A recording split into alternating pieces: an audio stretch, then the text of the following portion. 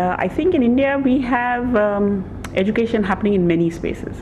One is a regular sort of school space and school location, which could be a government school and it could be a private school. Private schools, as we know, are of many types. But in addition, if you look at where all children study, there is also a big outside of the school area in which children do study, and we call it tuition for the lack of a better word. So for example, in West Bengal there's very little private school as such. Okay, the percentage of children in that elementary school age group going to private school is hardly 10%, but the percentage of children attending a paid tuition class was almost 60 to 80%, even as young as class 3 and class 4. So if you think about in India education happening in school, private or government, and then in this whole space, I think there's a lot of scope for actually improving teaching and improving learning outcomes in all these spaces. And to me it seems that the government is doing what it can in the government schools. I think that also could be improved. There is a lot of initiatives like the Affordable Private Schools initiative. There are private schools themselves who want to improve. There are those kinds of things. But vast open field is in this unorganized sector where the people who are doing the tuition are not qualified. But parents are paying fees actually to send children there. And so if you think of that as a big unorganized sector, I think there could be lots of ways in which you could think about how that sector could be organized for improving outcomes. In terms of delivery of educational services or directly dealing with education, we do two major kinds of things. One is we call it the direct delivery of educational programs. Now here it means that there is somebody who's paid by Pratham who actually teaches children. Now this happens we are in many states. We work in almost 20 states, both in rural and urban areas. So in some cases we work within the schools where there is a supplement. So the person who comes in is sort of like a community volunteer, but who is paid, who also assists the teacher in teaching during school hours. We have other programs where the same kind of effort is done after or before school hours, maybe for the children who need extra help or for children who are doing very well. Both types are possible.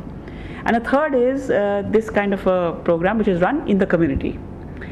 So this is what we call our direct programs, where people are actually paid and this goes on. But a very large program that we've been running for the last 3 years is called Read India. And in Read India, the idea is to catalyze village communities and government schools to actually really focus on learning outcomes, school sector, even if we are not directly involved. The other reason I'm here is because we work very large scale on assessment. And as any initiative goes to scale, you'll need simple methods of assessment. So the experiences that we've had in working in the community or working in government, can any of those be useful to the people who are thinking about implementing in private sector? And finally, I think there's a real mix of people here from different sectors, from financing kinds of groups, from donor groups, from implementing groups, from curriculum provider type of groups, and then people from other countries as well. That I think that the mix, it's a new mix of people, so therefore it's quite productive to be here. Implementing groups, from curriculum provider type of groups, and then people from other countries as well. That I think that the mix, it's a new mix of people, so therefore it's quite productive to be here to hear.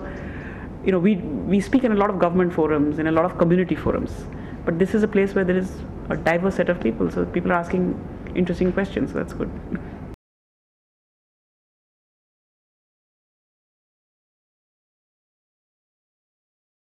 Now the low-income schools are not able to, first of all, absorb that kind of money, and then if the loan is denominated in US dollars, then when the currency fluctuates, then they have problems. A case in point was Makini schools in Kenya. They got a loan from IFC, and then when there were currency fluctuations, they really suffered to repay the loan. So this is the reason why we now started this Africa Schools program to partner with local commercial banks, KREP in Kenya.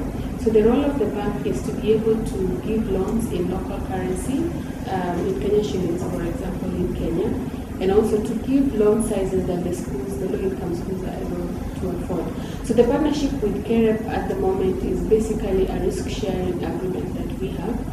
So the way it's structured is that on a portfolio of schools that we have agreed on, KREP Bank takes the first loss, which is at 5%, and then also called the junior risk, and then the senior risk of the portfolio is shared between IFC and KREP. IFC takes 60% and KREP takes 40%. But the sharing of the junior risk varies, the size of the first loss varies from country country to country, and even how we share the senior risk also varies from country to country based on the situation in each country. How important do you think different forms of partnership are, and what is the ecosystem building impact of the affordable private schools sector? Building various partnerships is extremely important, as the experience implementing this private schools program has shown. Because the model that we've had was to have the risk sharing facility with the local commercial banks in Kenya, in Ghana, and in Rwanda. But what we've realized is that there's need to have more partnerships, especially if we want to reach the affordable schools, private schools sector, because such schools have unique characteristics that do not necessarily allow them to benefit from the model that we have currently.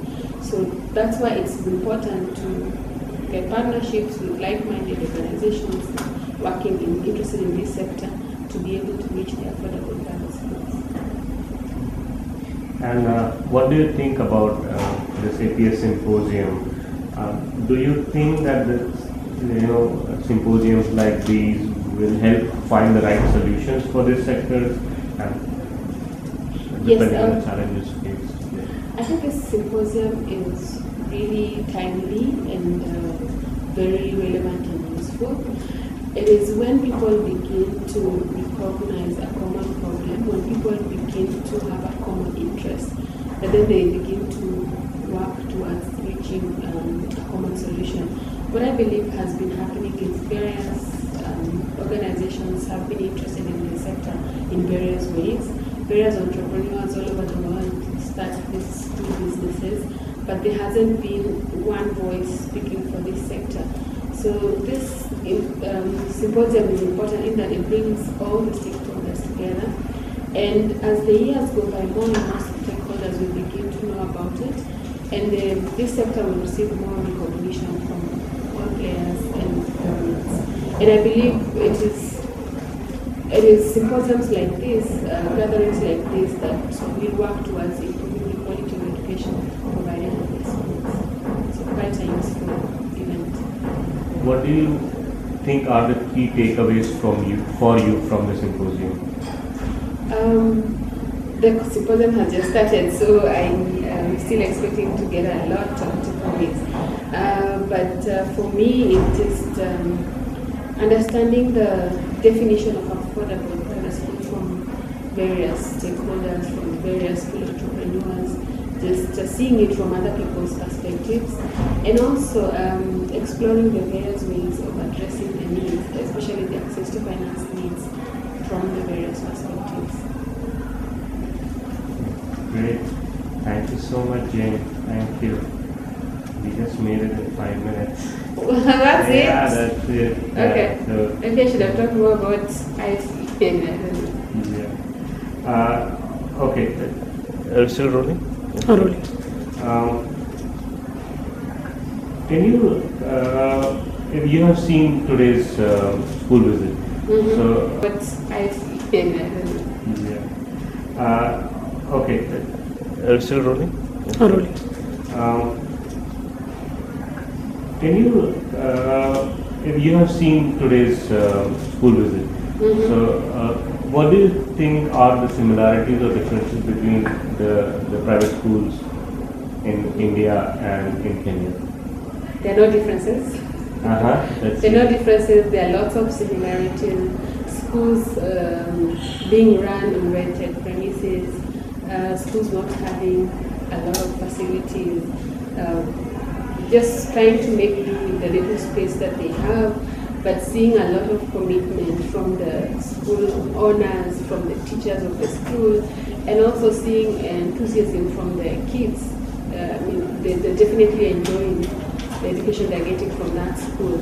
In fact, the enthusiasm you see from those kids is quite different from when you work in a public run primary school. You actually see a total difference. So there are no differences actually, just lots of similarities. They're the same. Yeah. Sounds good. Thank you very much.